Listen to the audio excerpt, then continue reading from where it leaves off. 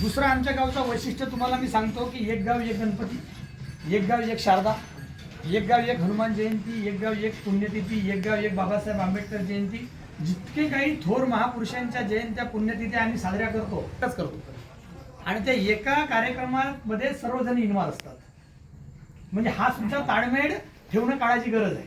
11 जातीचे लोक असतात इकडे, पण कार्यक्रम म्हणून एकच, सर्व सहभाग. कोणी रस्त्यावर बैल बांधणार नाही, कोणी रस्त्यावर म्हणजे काही अशा वस्तू ठेवणार नाहीत आणि त्याच्यानंतर शिव्यामुक्त गाव आहे.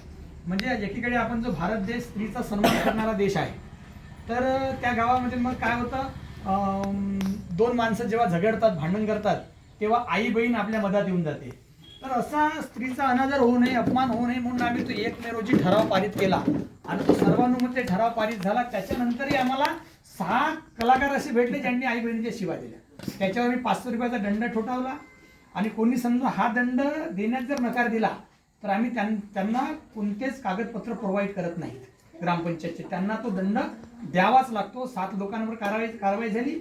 आता गेले 4 ते 4.5 महिने झाले एकही पेशंट आलेला नाही. एकही पेशंट आलेला नाही. त्याच्यानंतर महिलांसाठी आपण सॅनिटरी नॅपकिन, म्हणजे जे ग्रामीण भागामध्ये थोडंसं त्या जनजागृती नसते त्यासाठी आपण महत्त्व पटवून दिलं आणि त्यांना आपण ATM बसवून दिलं त्यांचं, की कॉईन टाकल्याच्या नंतर सॅनिटरी पॅड येईल, ते तुम्ही वापरा. वापरल्याच्या नंतर ते तुम्हाला कुठेही फेकता येणार नाही. तर ते भस्म करण्यासाठी पुन्हा आम्ही मशीन लावलेली आहे. गावामध्ये 6 लोक असे आहेत की ज्यांचे शौचालय कोलॅप झालेले आहेत, तर त्यांच्यासाठी आम्ही सार्वजनिक शौचालयाची निर्मिती केलेली आहे.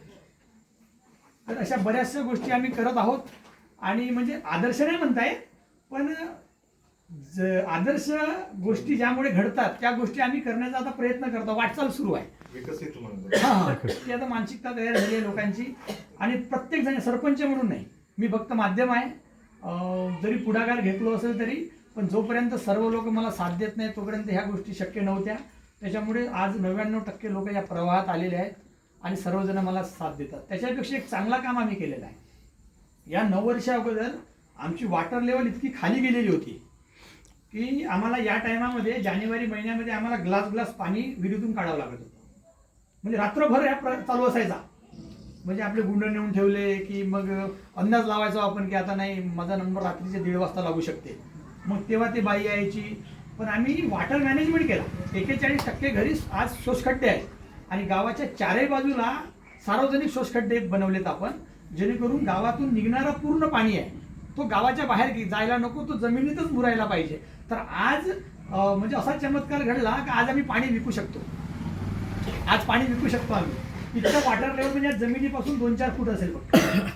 इतकं पाणी म्हणजे आमचं वाढलेलं आहे. कारण हा सुद्धा पाणी आपण तयार करू शकत नाही, पण पाणी वाचवू शकतो.